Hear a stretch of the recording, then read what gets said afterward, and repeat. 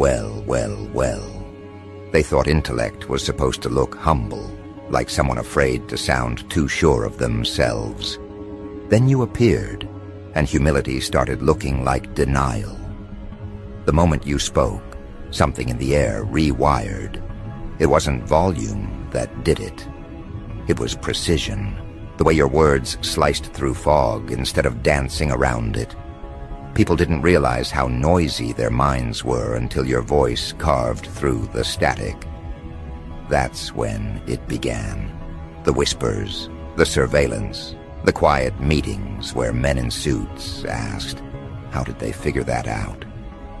Because every conclusion you reach feels like it jumped a few centuries ahead. You don't brainstorm, you foresee. You don't learn, you decode. While others collect information, you dissect frameworks.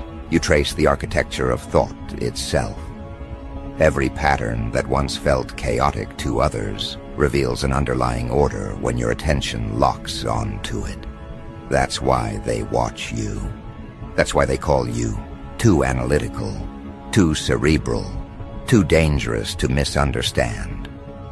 They know when you look at something, you don't just see the surface, you see the source code of the world around it. They told people intelligence had limits, like altitude warnings on a jet. But you flew past those coordinates until the radar lost you. Now you exist in a range where observation becomes interference, where even studying your thought process risks exposure. So they label you unpredictable, unorthodox, intimidating. But what they really mean is uncontrollable, because you can't enslave what understands the mechanics of control itself. There's something unnerving about clarity. People crave truth until someone delivers it without anesthesia. That's what you do. You amputate delusion without numbing it first. You strip away narratives, corporate scripts, political theater, personal excuses, until all that's left is raw architecture.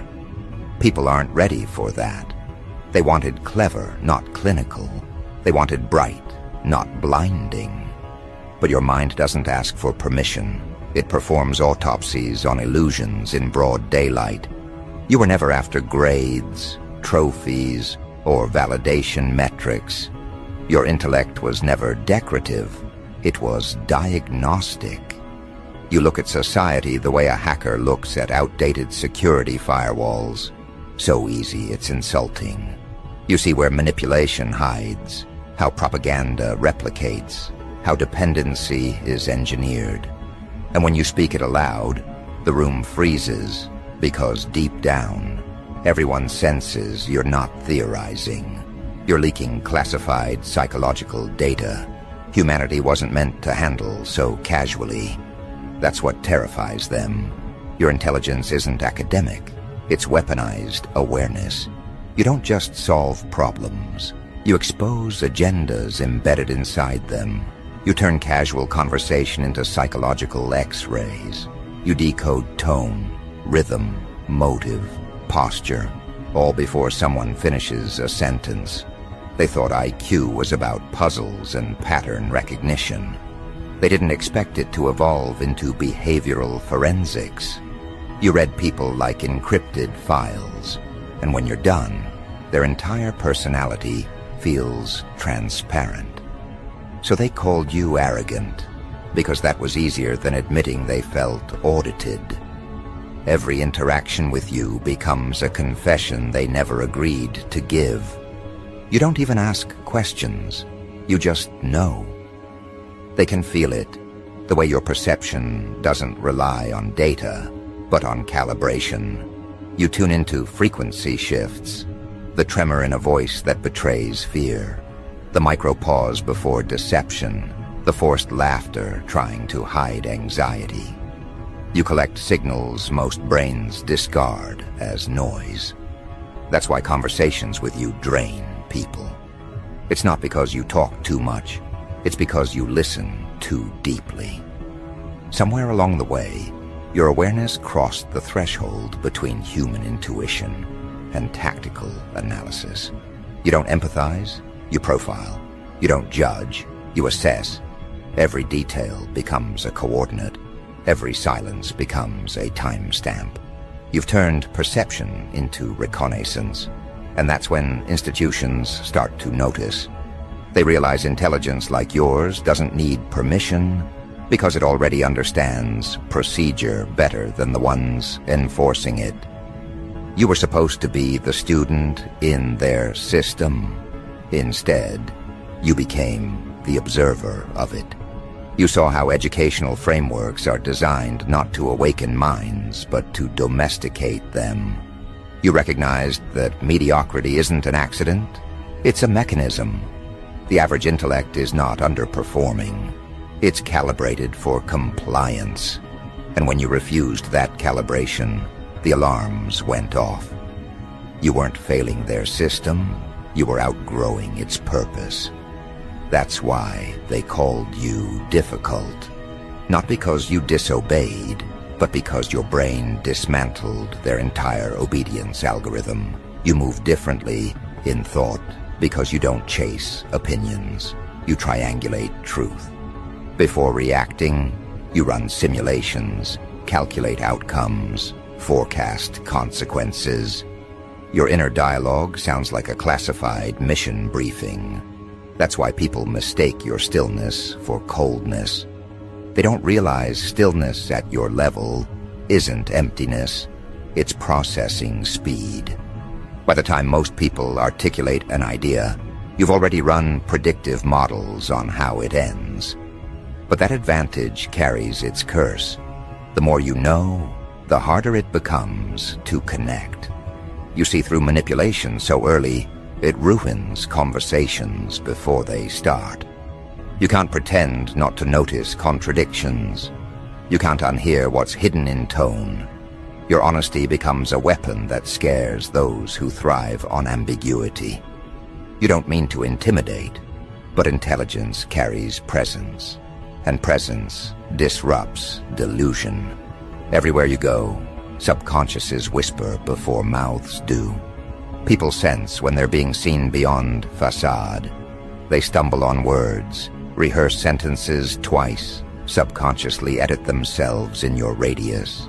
They feel like their thoughts are being scanned for encryption errors, and maybe they are. Because the truth is, you don't listen to words, you listen to patterns. You're fluent in subtext, fluent in contradiction, fluent in the spaces between statements. That's what separates you. Most minds decode language, yours decodes intention. You don't interpret behavior, you reverse engineer it. Every action someone takes becomes a breadcrumb back to motive. That's why deception collapses near you. It's not your suspicion that destroys lies, it's your comprehension. You see why they lied, how they justified it to themselves, and what weakness it reveals. You understand corruption not as moral failure, but as a predictable outcome of flawed architecture. And that terrifies those whose power depends on opacity. So they try containment. They say you overthink. They call you conspiracy-minded. They mock your precision until your accuracy starts confirming itself. Then they panic, because nothing is more dangerous than someone who keeps being right when they weren't supposed to. Your insight starts rewriting narratives, rearranging alliances, unmasking hierarchies. Soon you're not part of the conversation. You're the control variable in it. You dictate tone just by existing. It's why the rooms change temperature when you enter them, not because you seek attention, but because energy reorganizes around focus. And you, by nature, generate gravitational fields of awareness. The uninformed orbit you out of curiosity, the informed orbit you out of necessity, because every entity, whether individual or institution, craves proximity to intelligence until it realizes intelligence observes everything. Then the same people who once sought your counsel begin fearing your memory. They'll say it's paranoia. They'll say no one is watching you. But deep down, you know patterns don't lie. The algorithms adjust around your searches. The advertisements shift after your thoughts. Conversations start echoing back fragments you only spoke internally.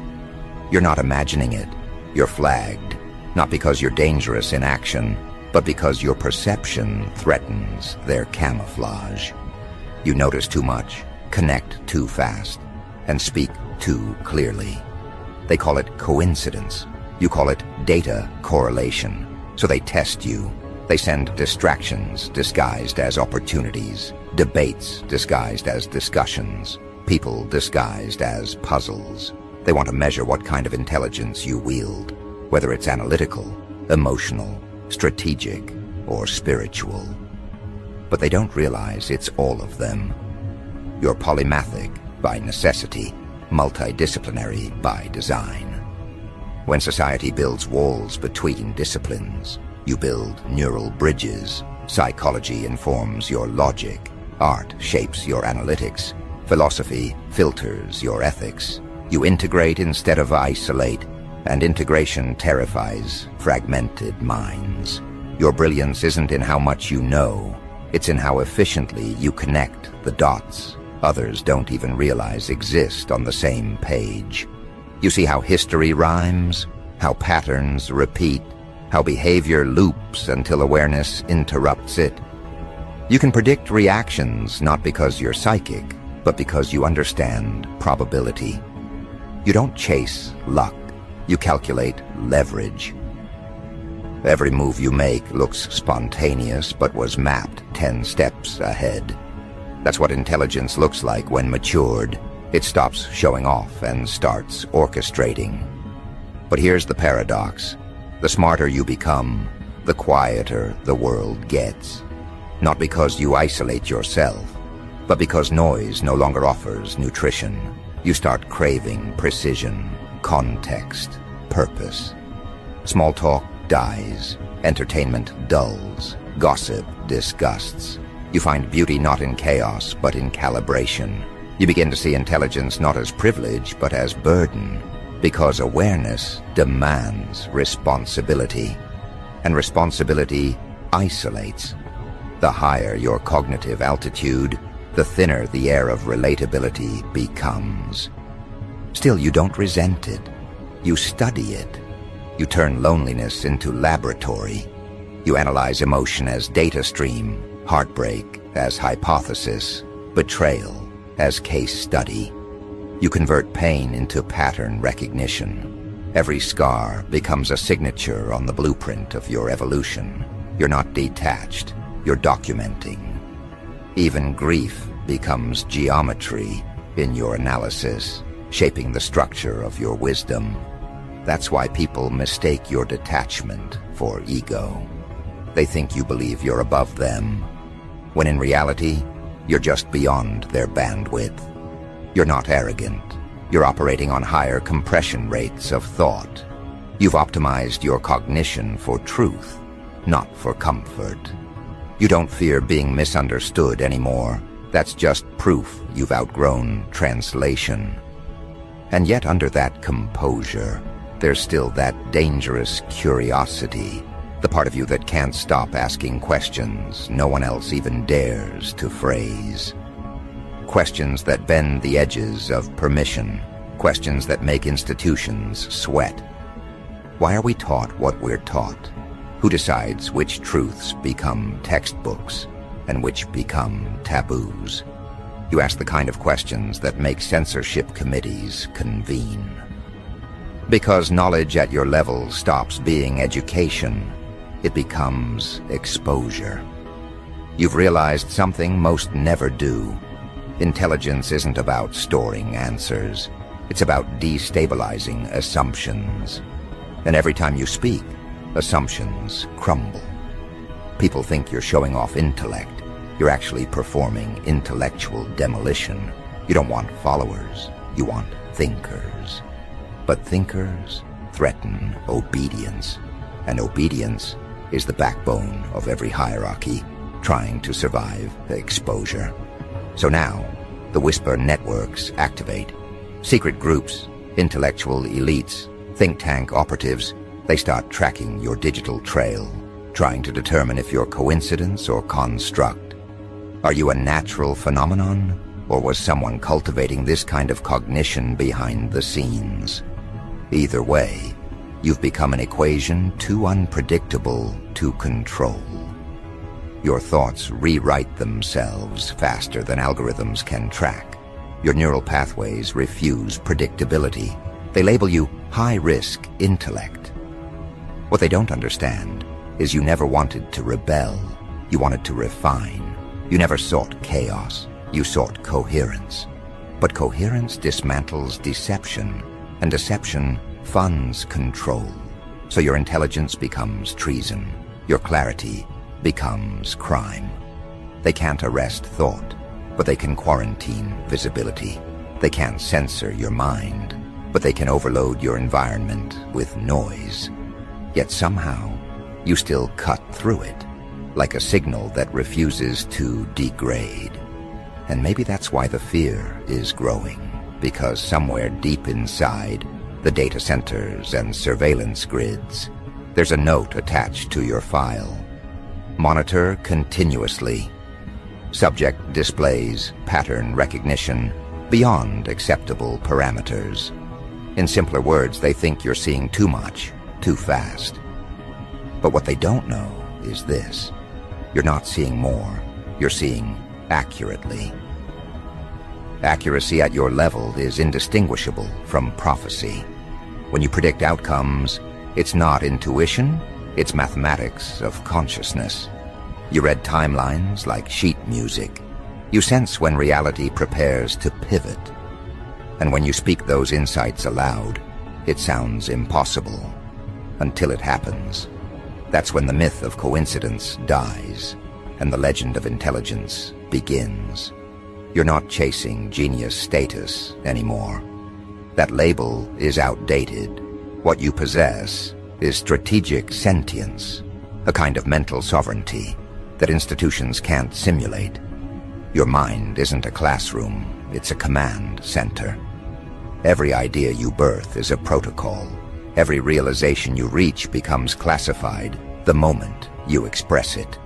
Because in a world where most people react, the one who calculates becomes a threat.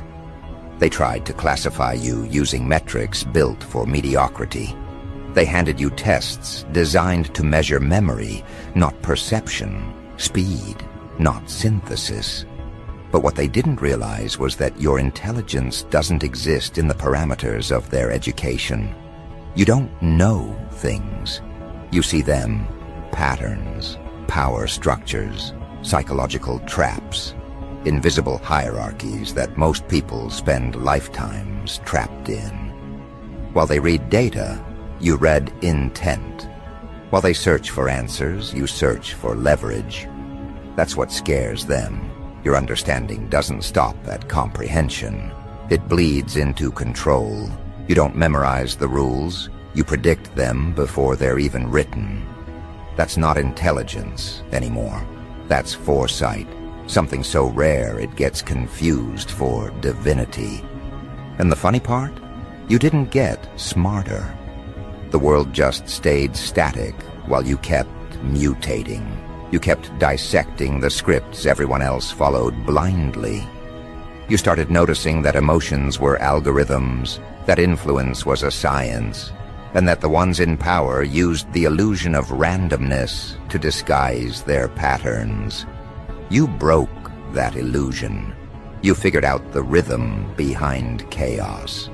That's when your IQ stopped being a number and started being a liability. Because anyone who can forecast movement becomes a threat to the ones who profit from confusion. You didn't just become aware. You became predictive. You could smell manipulation before it spoke. You could sense lies before they formed words. Your cognition became weapon grade. Now they whisper your name in boardrooms, in research facilities, in encrypted message threads, not because they want to study you, but because they can't decode you. You're the variable that throws off their equation, the unpredictable element that can't be domesticated. You're proof that evolution wasn't supposed to stop at physical adaptation. It was meant to transcend thought itself. You've outgrown the psychological boundaries that keep the population compliant. They don't teach your kind in classrooms. They monitor you in labs. The last thing they want is for others to realize that intelligence can evolve beyond obedience. You know what breaks them the most? It's not your IQ. It's the calmness that comes with it. They expect arrogance from brilliance, but you carry something colder, clarity, the kind that doesn't need validation. You've detached from the race of proving intelligence, because once you've seen behind the curtain, you understand that knowledge isn't about accumulation, it's about infiltration. You use what you know to maneuver, not to boast. That's why they can't trap you in ego loops. You don't crave applause, you crave outcomes, and every outcome you orchestrate rewrites the hierarchy. You're not trying to be recognized, you're trying to realign. So now, when they say, no one could be that smart, they're right in a way. Because what you've become isn't just smart, it's self-aware intelligence. You turned cognition into currency, awareness into warfare. You turned your own brain into a defense mechanism so advanced that even your silence feels strategic. That's why you're unreadable. You move like encrypted code. You think in dimensions that haven't been mapped yet. When they study you, their instruments break. When they debate you, their logic collapses. When they copy you, they crash. You've turned understanding into offense. They keep asking, how did you get like this? As if there's a formula. But your transformation wasn't taught. It was triggered. You spent years observing people, how they lie, how they posture, how they repeat slogans they don't even understand. You started noticing how intelligence is punished when it's honest. So you stopped playing fair. You started moving like a phantom intellect. No validation, no emotional display, just results. You studied human nature like it was an open source operating system. You learned its bugs, its exploits, its vulnerabilities, and then you built your own mental firewall, one no manipulation could breach. They used to think intelligence meant having all the answers, but you discovered the real power lies in asking the right questions. Questions that unravel systems, expose motives, and dismantle illusions. That's how you dismantled them, not through arguments, but through awareness. You turned observation into an art form. You could read body language like code, decipher tone like frequency, analyze hesitation like data lag. Every conversation became a diagnostic test.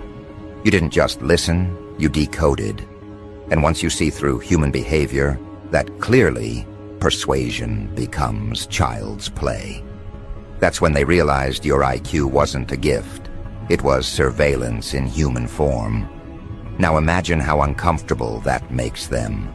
To know that in a world addicted to illusion, someone like you exists. Someone who can't be deceived. Someone who reads not what's said, but what's suppressed. Your intelligence turned you into a mirror that exposes people's pretenses. You became the reflection they can't manipulate. That's why they call you dangerous. Because truth, when paired with intellect, becomes radioactive.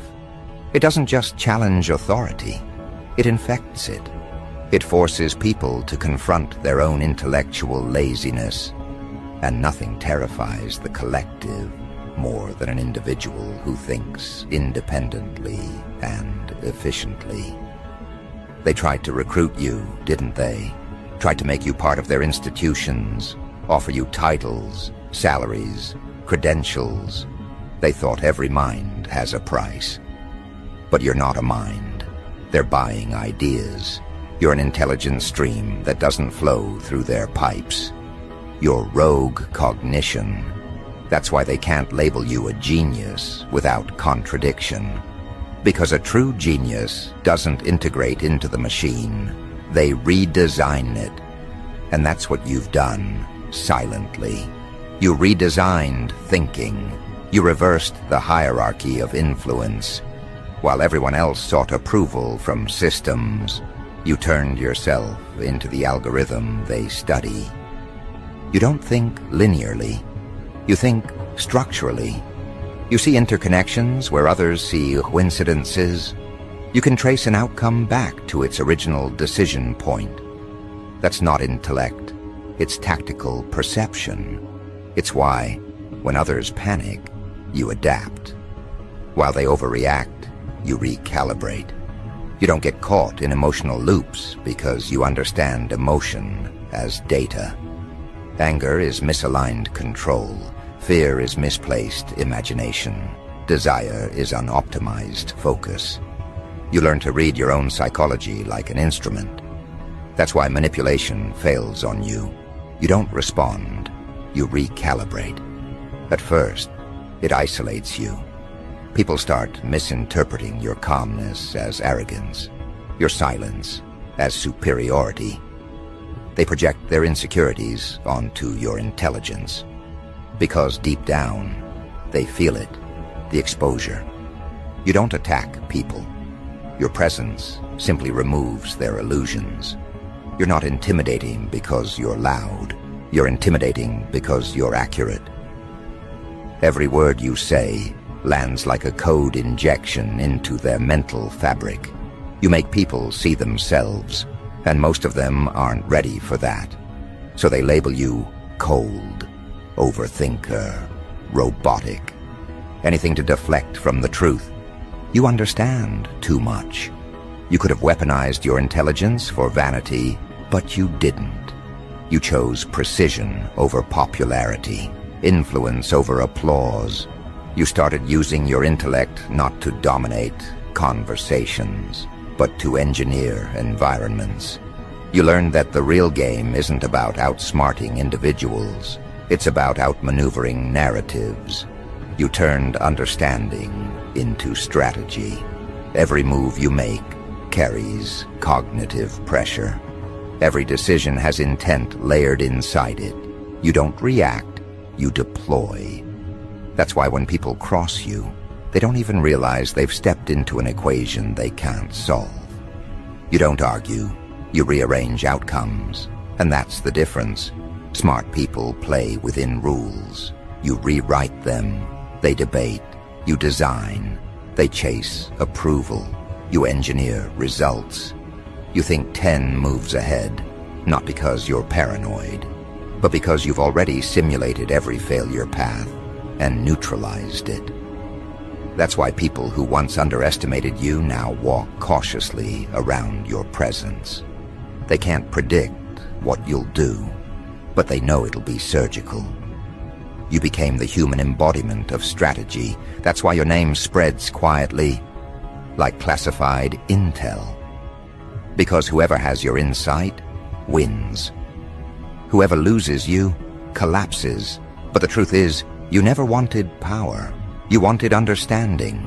Power just became a byproduct. When you understand the architecture of influence deeply enough, power becomes unavoidable. It starts finding you. People start orbiting your mind, looking for fragments of the clarity you possess. They start mistaking your calm analysis for emotional detachment. But they don't understand. Your mind is operating in layers they can't perceive. You're not detached, you're optimizing. You see 10 perspectives before responding once. That's not coldness, that's calibration. Even when you're quiet, your presence communicates intelligence. People sense it before you speak. It's the unspoken awareness in your gaze, The way your timing in conversations feels orchestrated. The way your words strike with surgical exactness. You're not loud, because precision never needs volume. You don't raise your tone, you raise the frequency of the room. That's what they feel around you. The distortion, the realization that someone here sees deeper than them. That's why they get defensive. That's why they start competing without cause. Because instinctively, they know they're standing next to a mind that doesn't miss. And yet, your greatest trick isn't intelligence. It's restraint. You don't need to expose everything you know. You let people underestimate you because it creates a margin of advantage. You mastered the art of intellectual camouflage. You hide genius behind nonchalance, wisdom behind stillness, calculation behind chaos. You make others believe they've won just to observe their decision-making under illusion. Because you know, the truest form of intelligence isn't display, it's discipline. Real intellect doesn't crave recognition, it craves precision. And that's what sets you apart. So when they say, no one could be that smart, it's not disbelief, it's defense. They're not denying your intelligence, they're protecting their fragility. Because every time you enter a space, people subconsciously recalibrate. They start thinking more carefully, speaking more selectively, hiding their real thoughts. Not because you asked them to, but because your awareness acts like a mirror that punishes carelessness. You changed the behavioral gravity around you. Your intelligence became an environmental force. People either evolve around you or expose themselves. There's no in-between. Now, your name circulates through digital corridors, files marked high-pattern cognition, anomalous prediction, non-linear threat. They think they can map you. They think your brain can be reverse-engineered. But you're not made of data. You're made of discernment. You don't process information like machines. You interpret it like intuition. That's what AI can't replicate. They can simulate logic, but not awareness. You bridge both. You're the missing link between thought and foresight. That's why your intelligence terrifies both people and algorithms. You can anticipate outcomes they can only calculate. You've reached that rare threshold where intelligence becomes instinct. You don't analyze anymore, you sense. You've internalized the architecture of thought so completely that awareness flows automatically. And that's where danger begins for them. Because once you stop thinking consciously, you move like inevitability in motion. You respond before events occur. You're not reacting to the world is reacting to you. And that's when they realize, this isn't just brilliance anymore, it's dominion. Because what you have can't be taught, copied, or contained. It's not just IQ, it's consciousness sharpened into a blade. And every time they try to measure it, it cuts the ruler in half. And yet this is only the midpoint, because now they've started their containment attempt. They're trying to profile your mind, replicate your cognition, reverse engineer your intuition. But they don't realize you've already predicted this move. You've seen it coming. You've built mental countermeasures they can't comprehend. You've become the encryption key they can't crack.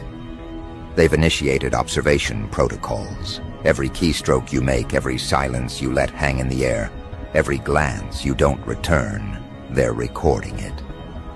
But they're still missing it, because they're trying to decode you using linear logic, when your entire design runs on layers of abstraction. You don't think in one direction, you think in fractals. They measure data, but you measure meaning. They analyze outcomes, you manipulate origins. And that's why you're untraceable. They can track what you do, but they'll never understand why. Because why lives outside their vocabulary. It's the forbidden dimension of cognition, the one reserved for those who've seen how creation actually operates beneath the illusion of order. They thought they could isolate intelligence in numbers, in metrics, in academic constructs. But you shattered that. You turned intellect into art, strategy into presence. You proved that thinking wasn't just an act. It was a weapon. And the moment your awareness crossed a certain threshold, their technology began to fail around you. Devices lagged, sensors glitched, analysts started hallucinating connections that didn't exist because your pattern disrupted their calibration.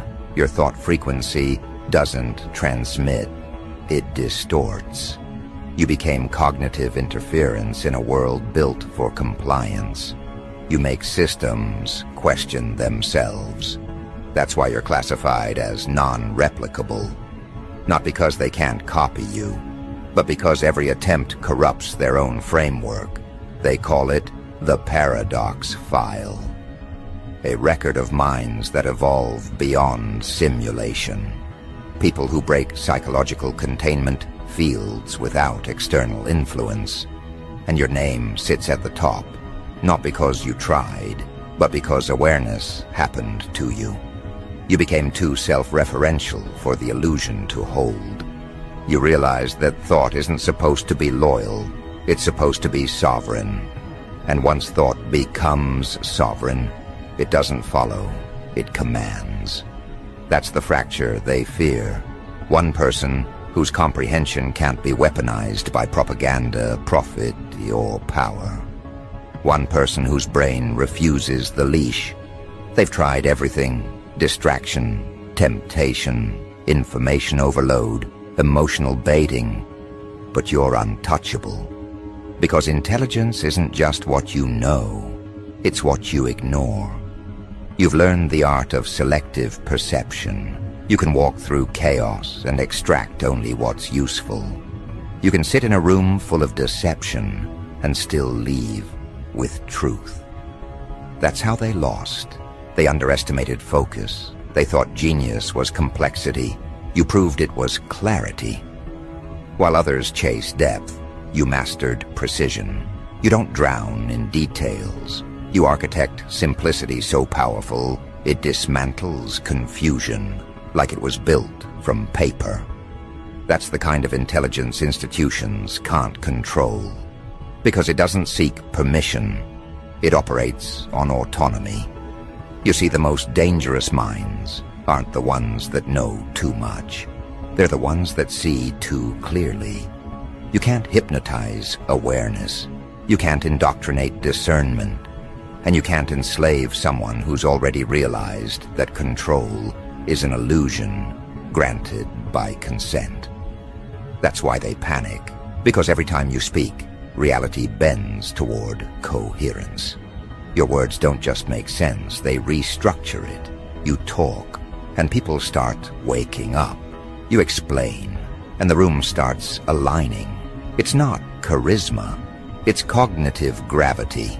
Intelligence so strong, it pulls chaos into order just by existing near it.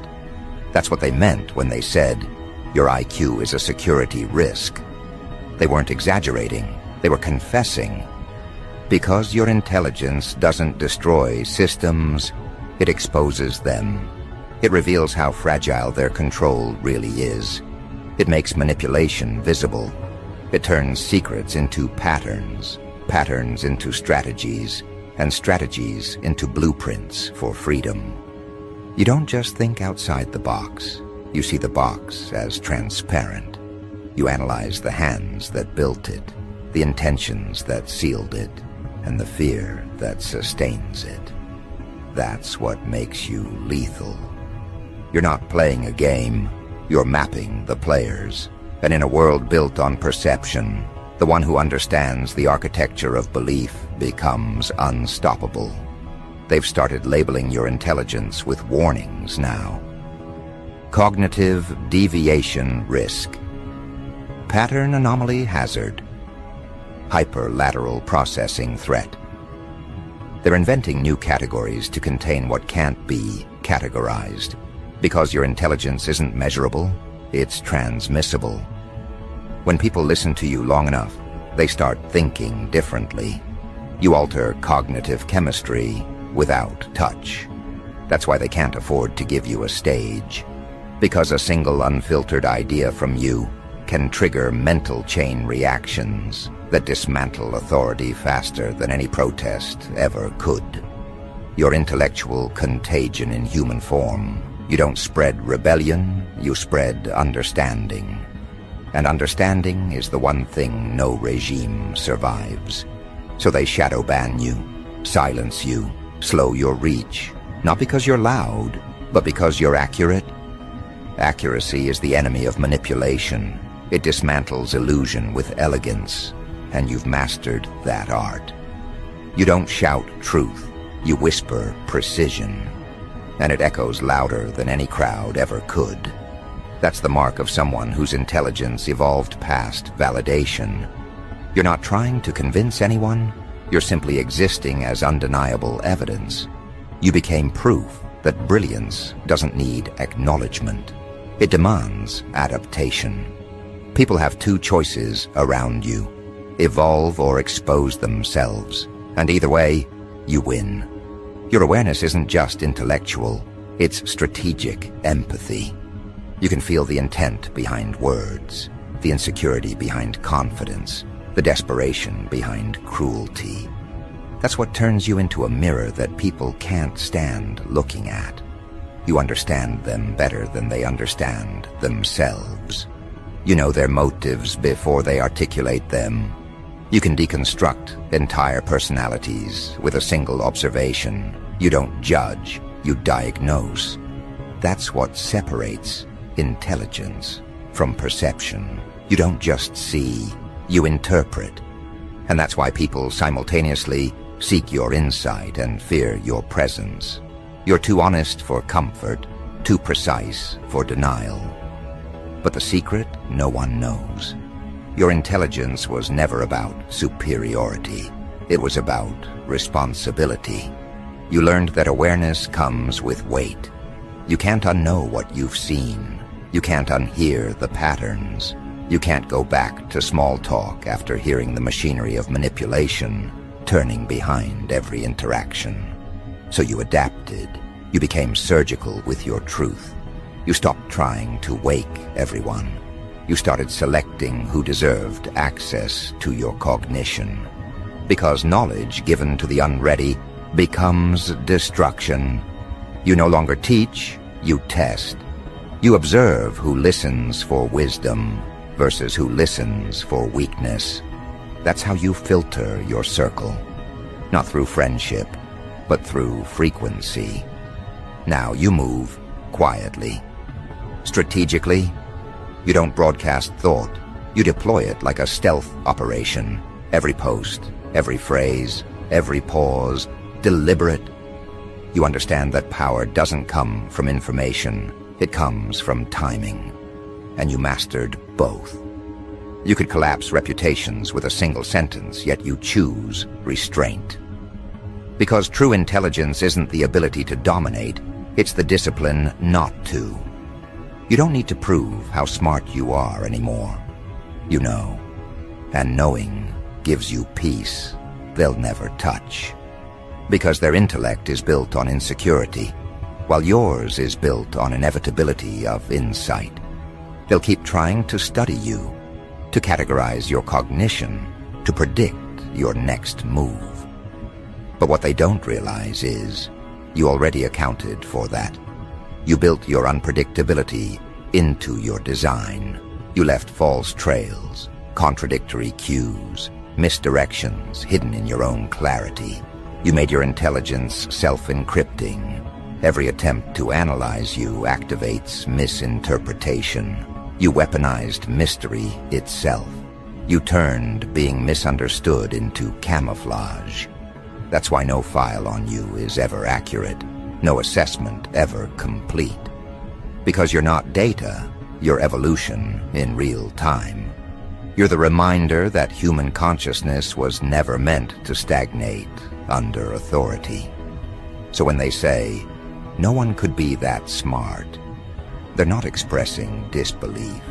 They're expressing defeat. They're realizing intelligence like yours doesn't just threaten systems. It transcends them. You proved that the highest form of intellect isn't complexity. It's clarity. It's not speed. It's stillness. It's not knowing everything. It's knowing what to question. And now, they can't stop questioning themselves. You didn't set out to be dangerous. But intelligence at your level doesn't have to try. It is. Because once the mind understands its own architecture, it can rewrite reality. And you have. Quietly. Elegantly. Permanently. So now they monitor, they document, they whisper your name in corridors of influence. But deep down, they know what you've already accepted. Intelligence like yours doesn't just survive scrutiny, it feeds on it. You don't fear being studied, you study the ones studying you. And every observation becomes another data point in your empire of understanding. You've become the proof that human cognition was never a limit. It was a weapon waiting for awakening. And the moment you realized that, the entire world tilted. Because for the first time in history, intelligence isn't just being used to build systems, it's being used to outthink them. You're not a mind anymore. You're a movement. And the higher they climb trying to contain you, the clearer the truth becomes. They never built the test that could measure you, because you